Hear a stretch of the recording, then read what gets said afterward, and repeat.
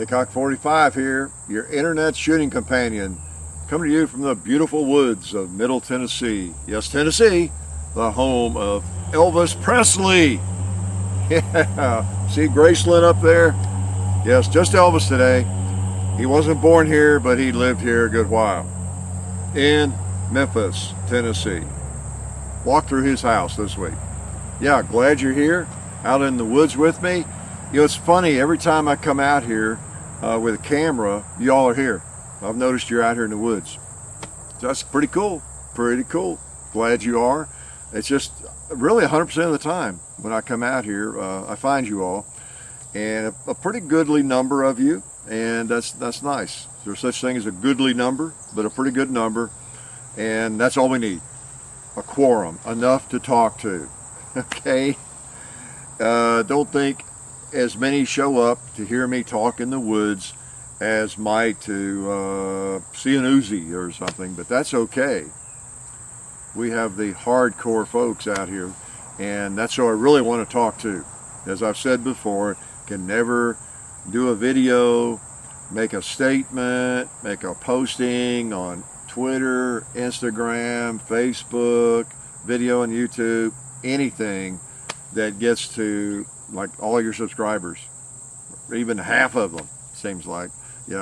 People are going to come in and be confused. They're not going to know what's going on. They're going to ask questions, or dumb questions, or smart questions, and they're not going to know, but that can't help that. That's the way it is. So it's good to talk to you all. I always enjoy coming out here in the woods. It's been, about 3 weeks? Maybe I'll be able to keep this one brief. No, I won't. You know better than that, don't you? But maybe under an hour. Come on, help me out. All right, so anyway, here I am. I'm not sure why. Well, I hadn't talked to you in a while. Oh, by the way, this is Dad's old revolver. Quick quiz. What is it? Some of you know, because you've been around a while and you've seen a lot of videos and you recognize this revelation. For those who haven't, this was the first handgun my dad ever owned. Well, he carried a 1911 in World War II, but as far as owned back home, this was it. And my mother bought it for him for Christmas, 1960. I was as excited as Dad was, because there was never a handgun around, and we were living on a 50-acre farm at the time. So it wasn't but a couple of years I was able to carry this thing around and fire it with a pocket full of ammo.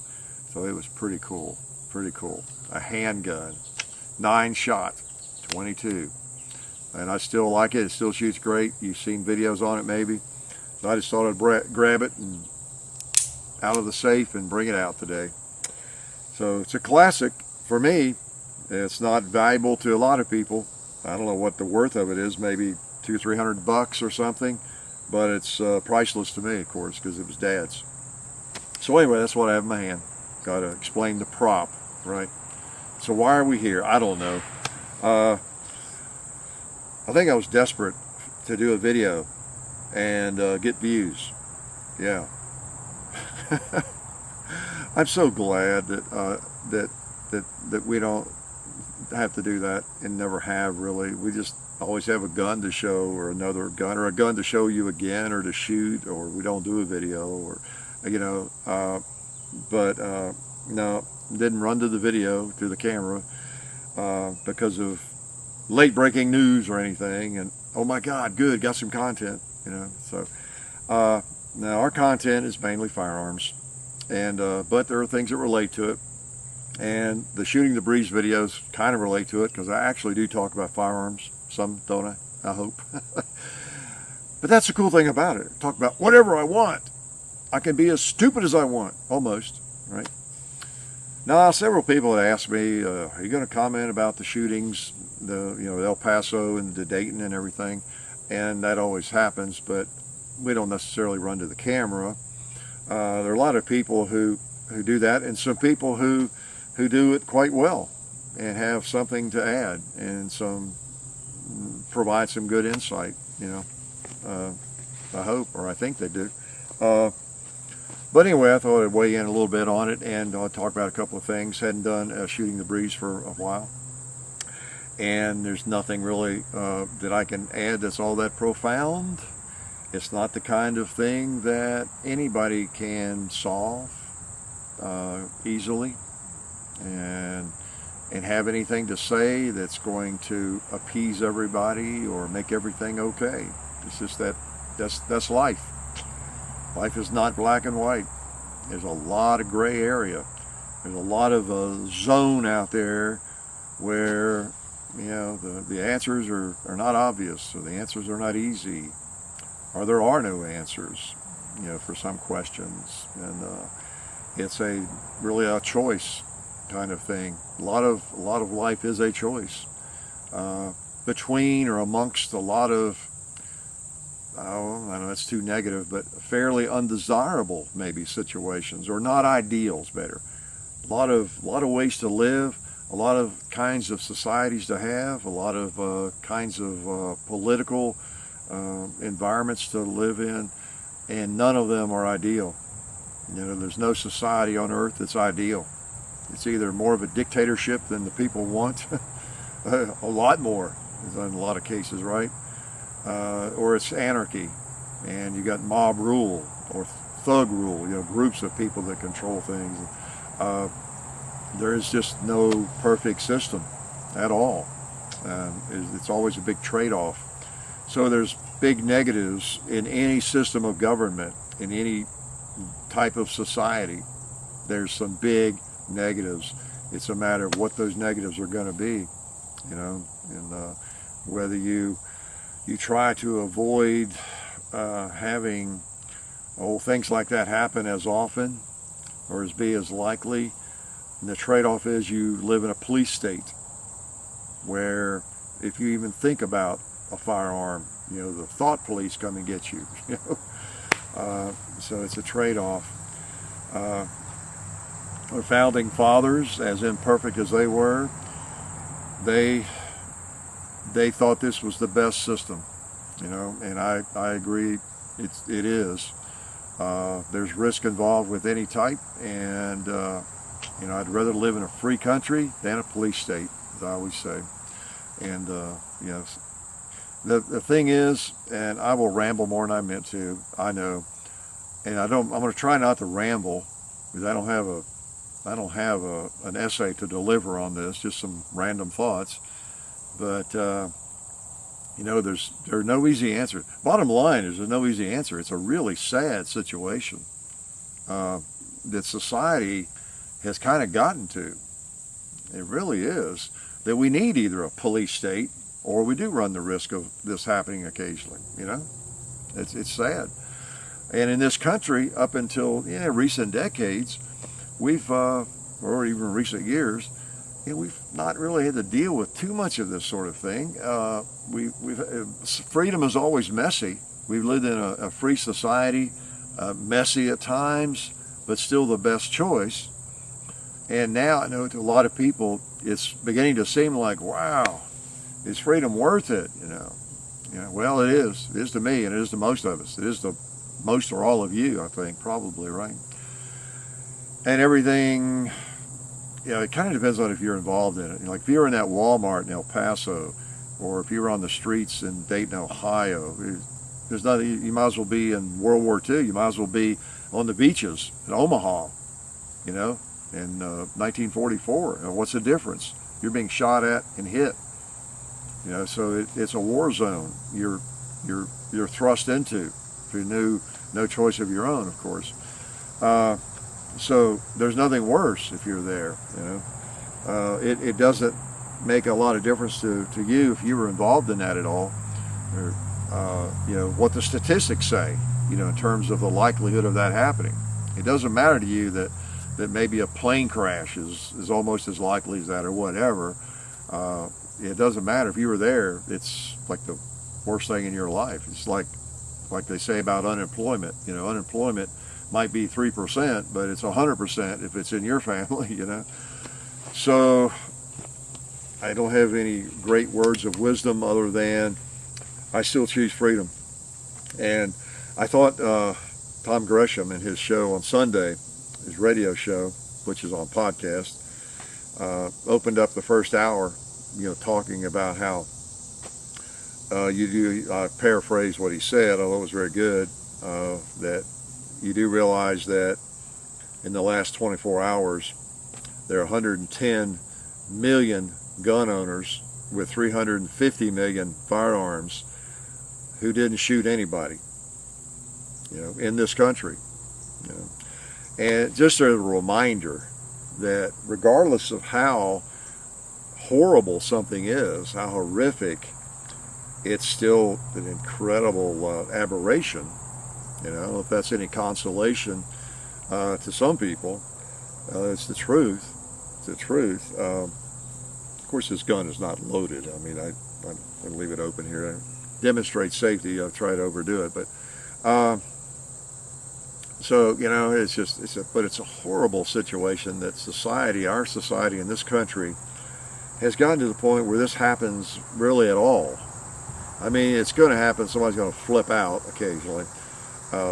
Going back many, many decades, this sort of thing or something kind of like it, has happened because the brain is a very complex organ, of course, and somebody is going to snap occasionally or whatever. That's what we used to call it. Someone snap. They seem normal and then they snap.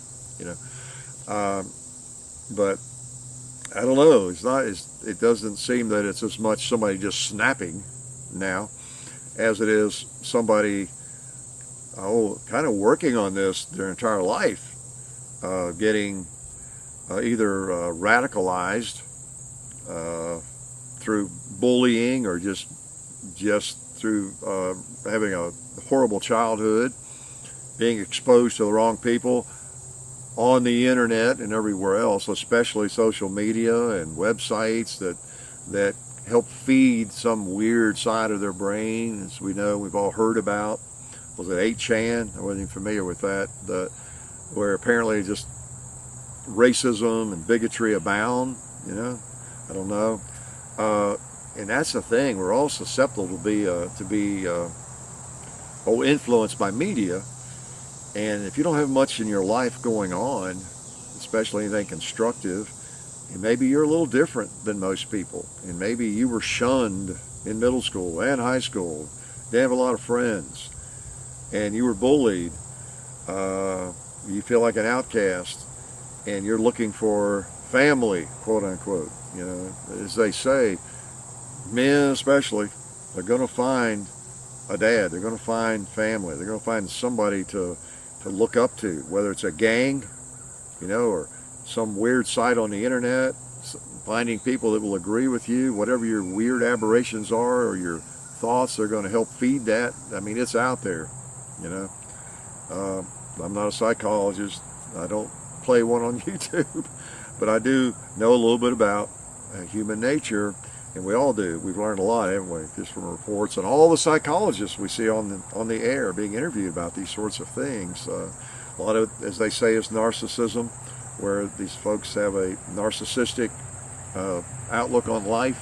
Life owes them more than it's giving them, and they're retaliating, and you got all that stuff wrapped up, and poor parenting, in a lot of cases, and all of that. It's just sad. There's no guard against mental illness, So it is all those things, and I can't say it's the guns, even 1%. I'm sorry, I cannot get to that point. In my entire lifetime, and well before that, 50 years before that, longer, semi-automatic firearms have been around, all through my life. Lots of firearms, as Tom Gresham said, 350 million firearms. I'm sure when I was 10 years old, there were 200 million, whatever. This stuff didn't happen other than some really rare, occasion. So how can it be the firearms? Sorry, I can't get to that point. And one of the reasons I wanted to talk a little bit about it is I know that not just our audience, but any audience on YouTube, there are a lot of young people. There are people in their 20s. There are some people who may be perplexed to some extent, haven't thought a lot of these things out. Maybe it's kind of a new thing to think about seriously for you. Maybe you're 13, you're 10, you're 20, and whatever your age might be. My advice is pay little attention to media of any kind. Think about these things for yourself. Look at the facts. Don't take my word. Don't take anybody's word exclusively. And just develop your own opinion about things. Get the facts. We know how many firearms are out there, and what a tiny, tiny, tiny percentage of them that are involved in inappropriate use.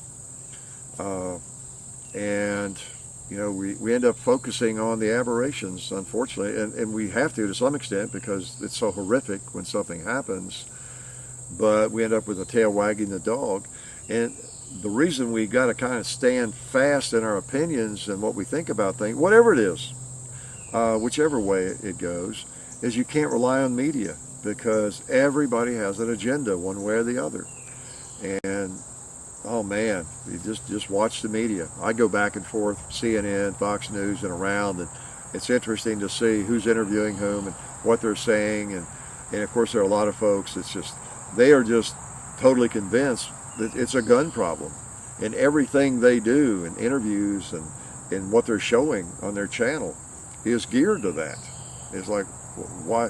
When is something going to be done? Well, what do you mean, when is something going to be done? You mean there's something that can be done that is going to solve this problem tomorrow, next week? What the clue is it? Well, even taking that approach lets you know, doesn't it, that they think just ban, quote unquote, ban certain guns. That'll take care of this problem. That's what they're convinced of, and it's their entire agenda and their entire direction. And that wouldn't solve it. On a practical level, I hate to talk about these things. I've said this to John, my wife, and different things.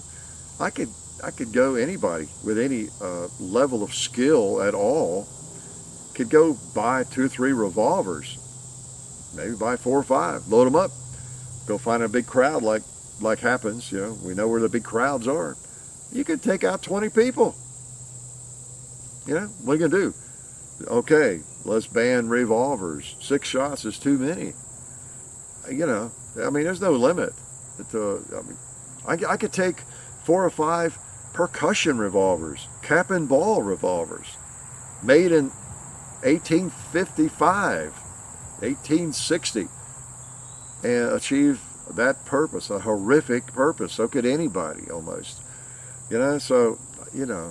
It's we focus on the wrong things, and if you disagree, make sure you're doing the same thing. I strongly advise, if nothing else, strongly advise you to stay in touch with your politicians, your elected officials. Let them know where you stand and what you want them to do, what you want them to vote on, and how you want them to vote. Let them know. If they don't, you will vote them out of office. You've got to stay in the game and make sure you're voting and you're in communication with those officials. And if you can put money towards the gun rights organization, if that's what you believe is good, do it. I'm trying to be objective here because we all need to be involved. Where I come down on this. Guns are not the problem. There may be some people listening that disagree. Hey, do what you can. You give it your best shot to get your politicians to vote the way you want them to vote, okay? And the rest of us will do the same. But be involved. It's still a shame that more people don't vote. It's a crime. And it's a crime that more people don't belong to gun rights organizations. And it's a great time for the NRA to be disabled, isn't it, to some extent? I've heard some commentators say that on TV in the last few days. It's no big secret. So that kind of a perfect storm. We've got the elections coming up, and we've got the NRA kind of hobbled a little bit, maybe a lot, I don't know. And then we have these events that take place, and so you've got to stay mobilized, that's for sure, if you believe strongly in the Second Amendment versus a police state. That's what I always come back to. You know, when something like this happens, it's so horrific. It makes you want to cry. It really does. Just like Sandy Hook. I mean, boy, when you think about imagine. You don't even want to imagine it. If you're like me, I don't want to imagine it. Maybe I'm too squeamish. I don't want to imagine being there. Can you imagine being those cops doing the forensics work in that Walmart? You know, after that shooting. I mean, it's a horror story. You know, I mean, hey, that's scarier. It's more horrible than any scary movie you could see, right? I mean, it is, you know. And, you know, your first inclination is almost to think, oh, man, maybe we don't need these guns, you know. You almost find yourself thinking in that direction if you're a mature human being, if you have any empathy. But then I catch myself right away, if I catch myself starting to wonder about that for a second, I think, no, it's not the guns that are the problem, as we all know. You know, it's society, it's mental illness. These guns have been around for a long time. You know, how do you argue with that?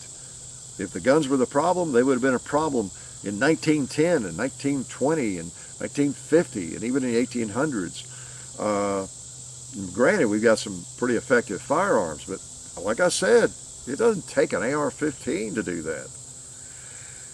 So anyway, stay strong and vote, and make sure you're doing everything you can right now, because it's up to us, really.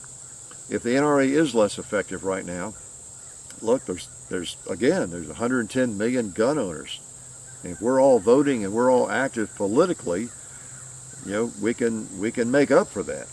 All right. So stay strong and don't let the media influence you.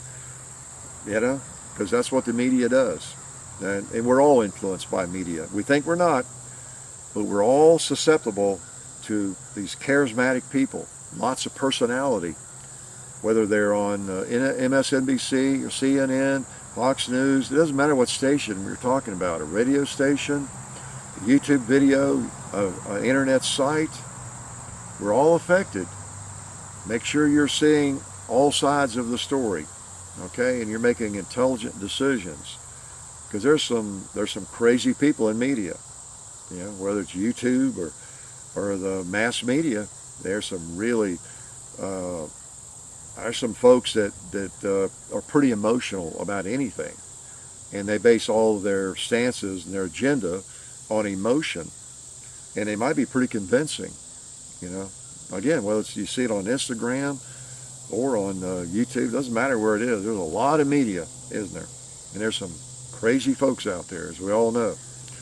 And of course, that's how people, as we're learning, end up doing this kind of thing.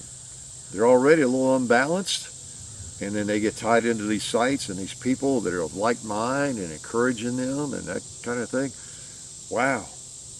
And before you know it, they already have the propensity, the inclination to go off the deep end. And so there's people out there to push them over, you know. So we're all affected, though, to some extent by that. And so we have to be careful what we take in terms of media. And we all need to be better critical thinkers. Think for ourselves. You know, think for ourselves. And I mean, that's my advice to you. If you're a young person, don't disparage, don't despair. Life goes on. You have to make the decision what's important to you. Study history. Study world history and what has happened so often in disarmed nations. Sometimes it takes time, but where you have absolute gun registration, you know, what that can lead to. And then it's a trade-off. You know, maybe you think the trade-off is not worth it. You're willing to give up your guns. So be it, if you come to that conclusion. Most of us are not going to, though.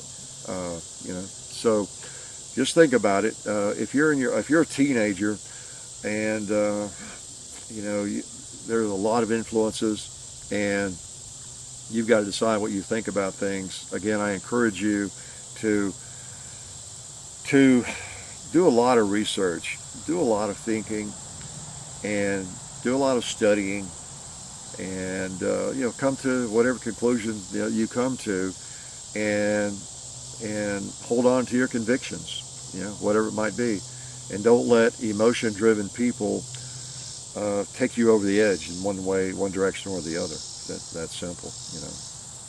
Easy for me to say. I'm older. John's not all that old. He's really good at thinking for himself, and just like with the YouTube, there's some real weirdos and idiots out there, like on YouTube. Yeah, we're totally unaffected by I don't know, let's say by that, or by whatever other people do on YouTube or on social media. We've always done our own thing, and been fortunate enough that many of you like us doing our own thing. And part of it's we don't keep up with what's going on. John does better than I do. That was evidenced recently. We posted what was the video? The comparison. We've had that video for a while. We did the original with the classic Model 19, and then the original Model 19, and I finally posted that the other day. Many of you know this story already, and it's funny. I got a couple of messages that Tim from Military Arms Channel had just posted a video on the same topic, comparing those two revolvers. I still haven't looked at it. I told him I was afraid to watch it. You probably did a better job than I did, but it was the same topic apparently. Is the new classic Model 19 versus an old one, original one, and it was kind of funny. In fact, a couple of people, as always, there's hate there, just waiting to spring, right? Dude, you copied Tim from Military Arms Channel. Why'd you do that? Oh man, I texted Tim and told him. Well, he knew, we wouldn't do that, but just because someone else posted it, I didn't say sorry. I'm not apologizing. It's funny or something. We posted the same video the same week, and related to him how we and Nothing Fancy posted, I think, a 1022 video the same day. It's been many years ago, and it looked like we were in cahoots or something. It said, anyway, the conspiracy theorists are out there waiting for things like that, but no, I had no clue Tim had posted that. I'm really bad about keeping up with what other people are doing. And plus, it's funny that he posted not a revolver video. I don't think Tim does that many revolver videos, does he? And then a comparison, the exact same comparison. So that just happens 5 days apart or something. It's just going to happen occasionally. He said that happens to him and I think Mr. Guns and Gear, frequently. But anyway, I don't know how I got off on all that. But yeah, I know we don't keep up with what's going on very much, and then on the same topic, it doesn't matter. Early on, it'd be funny. If you did a video on a firearm, someone would come in and say, well, so-and-so already did a video on that firearm. It's like, oh, really? Okay, I didn't know they had taken that. So they did a video on an 870 Remington shotgun. I guess we can't do one. So we work for you guys. We do our videos for you guys. Yeah, we've done a couple of myth-busting things, in our own way, and I know people, well, Mythbusters already did that. Hey, sorry, I don't think I've seen Mythbusters but once or something.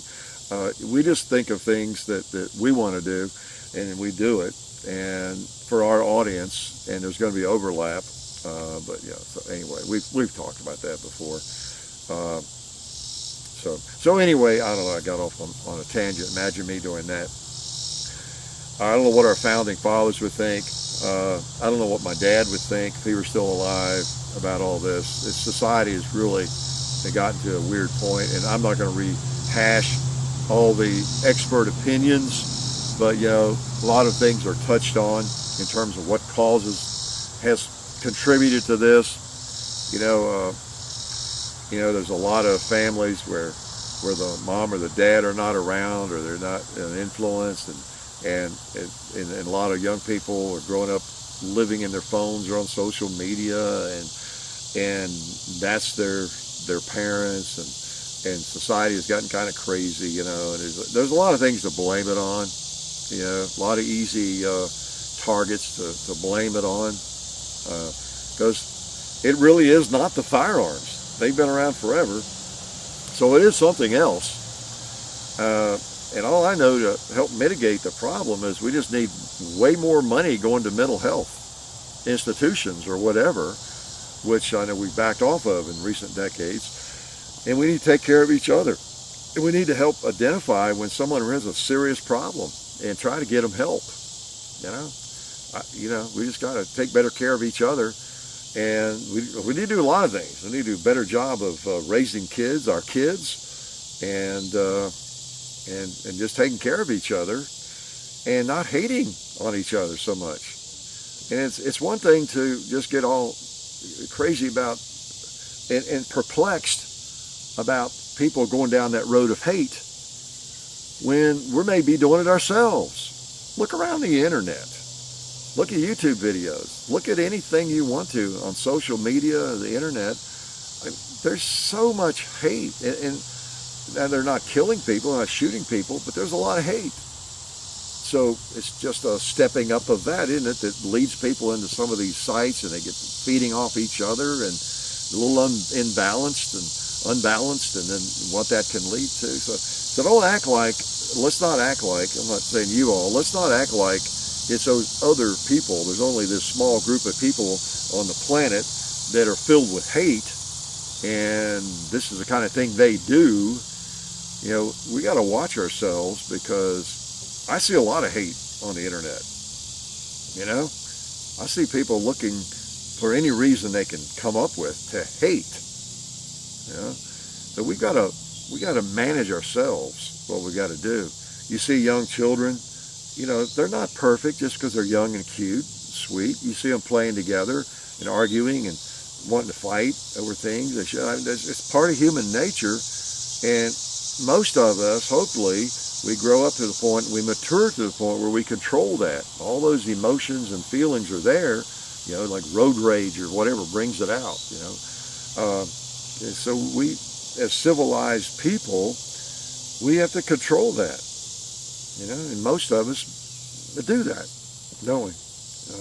But we got to manage ourselves. We got to help take care of each other better in schools from first grade right on up. And when people have serious problems, and it's pretty obvious, we got to get them help. Banning guns isn't going to do much good. So anyway, stay active politically. Stay active with your elected officials. Let them know what you think, as I've said, and always say, and do what you can, because you got to maintain the world, the society that you want. Okay? Because that's what I'm going to do. That's what I'm going to do. I'm going to work to maintain the society I want. Okay? And that I have enjoyed most of my life. It's just gotten weird lately, though, hasn't it? It's a strange place in which we live. So, on happier topics, speaking of firearms, before we get to that, I did go to Graceland. Okay? I spoke of Elvis. Had fun touring Graceland. That's where Elvis lived in Memphis. And speaking of firearms, he was a shooter. Had 37 handguns, I think, when he died. And I don't know how many shotguns and rifles. And he was kind of a connoisseur. He really liked fine handguns. He liked the Python and other Colts and the 1911s, and shot them there in his backyard. He had, I think, 15 acres or something there.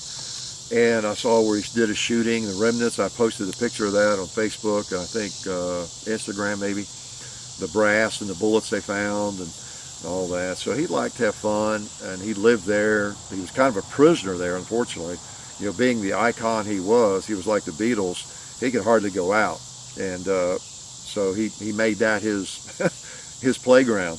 I understand he had a bunch of golf carts, and he had a racquetball court, and he just had his fun there as much as possible, and enjoyed his firearms. He was pretty much a gun nut. He was like us, really. It wasn't just something because he had a lot of money, he thought he'd buy a few guns. He really enjoyed his firearms, and he really enjoyed shooting. If you caught my allusion to the TV shooting in the FAQ video, he actually shot at least one TV, maybe more, with I think a Colt Python, but he shot the TV. He did that.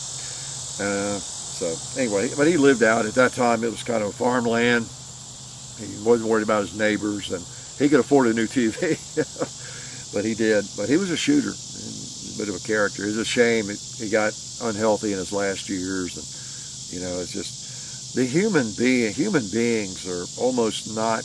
Well, they're not designed to take. I'm about to lose my voice here. Got a little root beer though.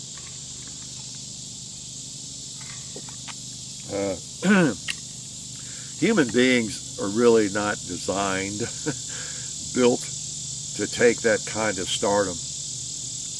Like the Beatles or Elvis. Those are the two that come to mind that just overwhelmed, could not leave the house kind of stardom. They're prisoners in their own world in a lot of ways, and that's just hard to judge him for getting into the drugs and everything, the problems and the unhealthy condition he got into. It's almost more than you expect someone to be able to take, really. But anyway, it was neat seeing the place and touring that, and a lot of you knew that I was down there. Went to the gun show that weekend while I was there, and met a lot of you at that gun show in Memphis a couple of weeks ago, I guess. Yeah. So that was kind of cool. Guns we're going to be shooting. Might be shooting this one. Hey, need to get this thing out, don't we? Shoot it again for a video. But got the Martini Henry. Excited about that. It's getting dark on me. I've got to speed up here. That's what I need to do with these. I need to start them about 30 minutes before dusk or dark. Martini Henry. Yeah, that British classic single shot. 5.77 by 450. Got some ammo and got a gun from Simpson Limited. We're going to shoot it maybe tomorrow. So I'm looking forward to that video. I love those classic old firearms, and even though it's expensive to shoot, I had to pay $200 for a box of ammo of 20 rounds, and I bought 2 of them. And so that's cool. Y'all are worth it. And that's been one of the benefits. I know there's always the jealousy of people that you see, and the haters and everything. But one of the nice things about having a large audience, and again, it's why I thank you all so often, we're able to do some things we couldn't do in the early days. And the fact that we have supporters, sponsors, if I want to order a couple of boxes of that ammo, and the only place I know to get it is like Buffalo Arms somewhere. It's like $400 worth of ammo just for 40 rounds. $5 a shot. I can do it, and I feel like it's worth it, because I want to do that firearm, and I want to fire the original ammo. It's got to be black powder. We're going to find black powder ammo in 5.77 by 450. In bulk packs at Walmart? Not hardly. So that's cool to be able to do that, and you got to have supporters to do that kind of thing, and you just keep doing what we're doing, really, on kind of an unlimited basis. In fact, we picked up another supporter I'm really excited about. You'll be seeing maybe in that video. In fact, that might be the first video where we were able to plug them. Kind of a different sort of thing. I think I might have given you a hint a few weeks ago on that. Something that's not related really too closely to the shooting world, but it's something a lot of shooters have interest in, and it's going to be kind of cool. My chair squeaking. But anyway, looking forward to that in firing that gun. I've just fired a couple of shots, and sights seem to be on, so that's going to be fun. I didn't go out and blow through 50 rounds of ammo. I made sure the sights are on, and I'm going to give you the history of that firearm. It's pretty interesting, and show you that firearm. So looking forward to it. A lot of you have requested it. You really have. What else I've been doing? I've been biking right where you're standing.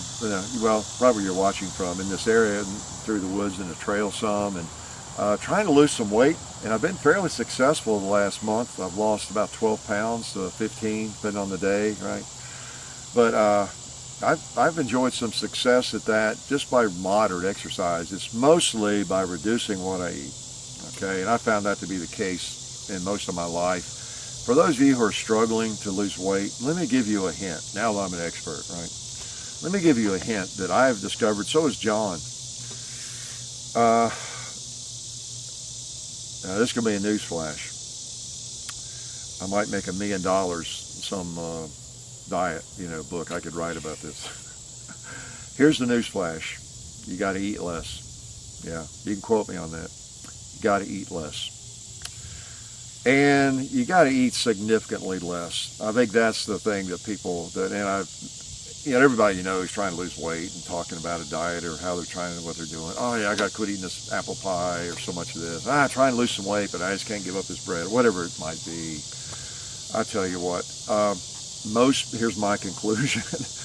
Most of us, including myself here, we eat, except for maybe you young folks, you can eat all you want and don't gain weight. I used to be like that almost, but I think most of us, we eat about twice as much as we need. That's the problem. About twice as much.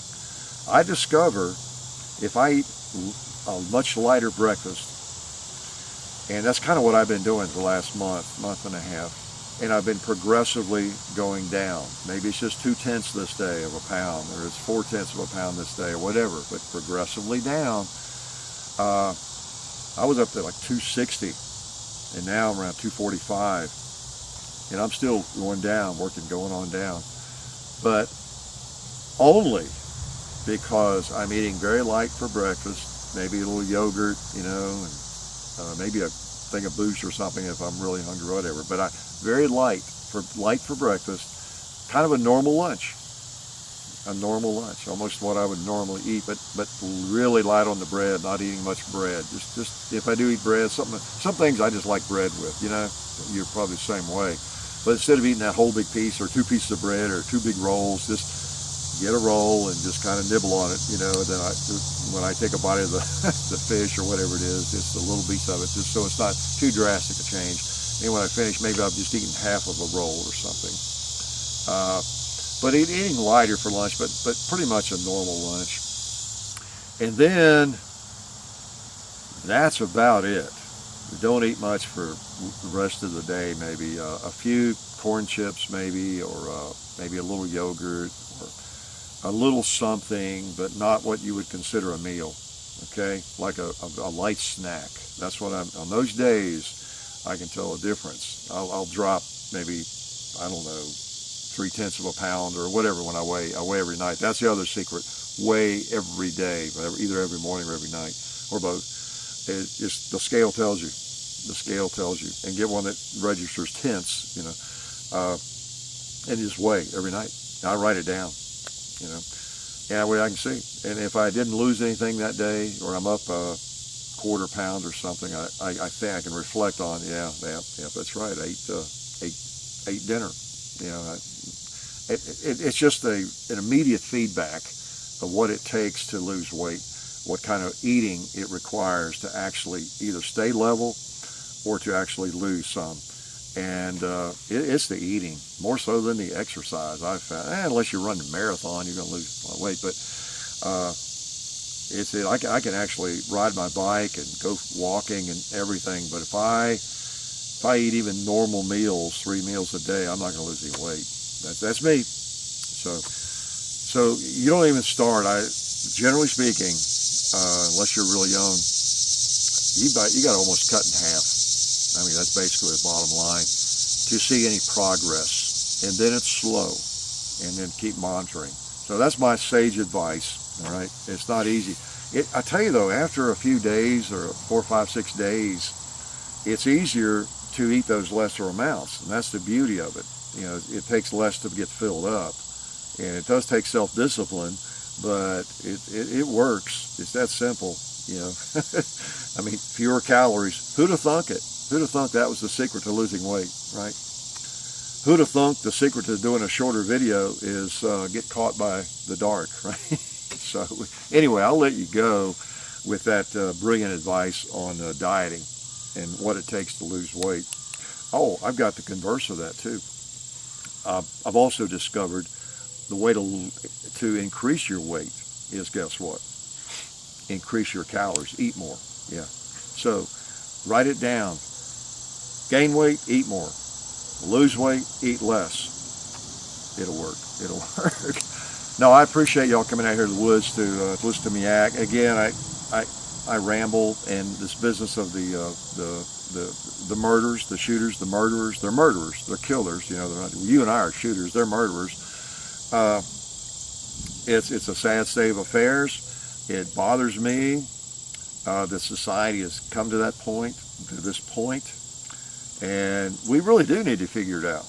We do need to find some answers to reduce it. We do need to find answers.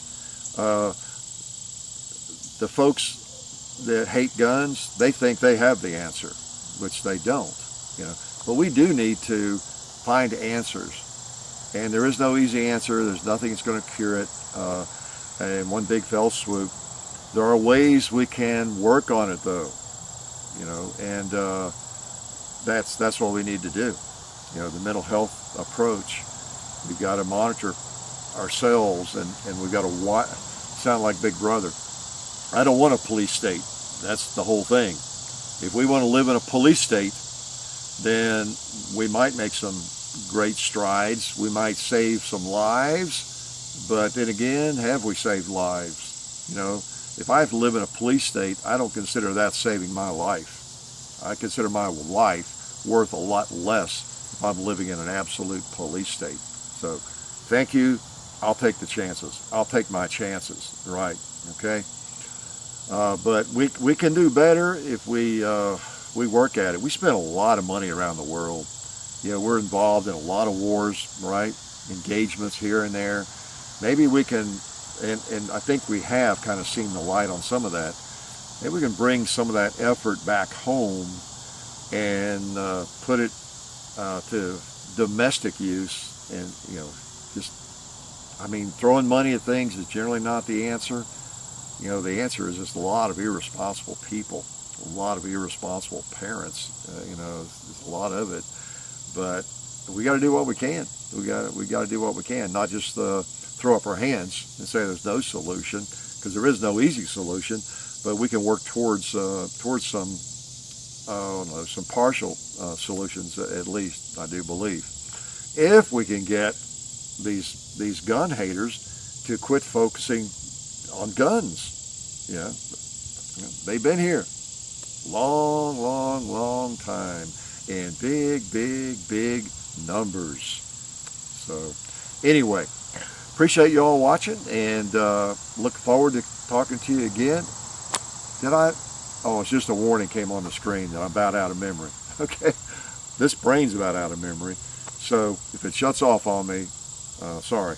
But it's been fun talking to you, and I'm glad you came by. Appreciate your support more than you know. I really do. Appreciate you supporting the people that support us. I know a lot of you do. You tell me you do. And again, we take support from people that do not create conflicts with us, with our opinions, with things we review. You know, and I reiterated that many times. That's very, very important. Howdy you all. I'm going to patch this on to the end because I did run out of either battery or memory, okay, and it shut off just about 15 seconds before I was about to sign off, all right? So I knew you'd know what happened because I mentioned it, but I'll see if I can tack this on. And anyway, appreciate y'all's support, and I sat out here in the woods and talked too long. It's starting to get dark. And such is life, and such is me. That's just me, isn't it? So y'all have a great week. I hope you get a chance to shoot and do something fun, because I know most of you do get a chance to shoot occasionally, and you enjoy it, because that's the beauty of the hobby, isn't it? And we're going to continue enjoying it. So life is good. Hey, go long. Oh hey, just throwing a little frisbee here on the range. While you're here, I want to remind you to check us out in some other places on the internet and our friends over at Talon Grips. You can find us on Facebook and Twitter under Hickok45, and on Instagram under The Real Hickok45 and John_Hickok45. Also go to bunkerbranding.com for our t-shirts, hats, patches, and stickers. So we appreciate, of course, the support from Talon Grips. Go to talongungrips.com. They make all sorts of different textured grips for handguns and rifles. Dad's been using them for a lot of years. They do great work, and we're happy to have them on board, so please check them out, talongungrips.com. And then also, don't forget, we have videos on Gunstreamer now, so if you're watching them over there, you probably already know about it, but if you're not, you might not. So maybe check that out, gunstreamer.com. And hey, there's some more videos being recommended to you that you should probably be watching right now. So I'll let you go. Thanks.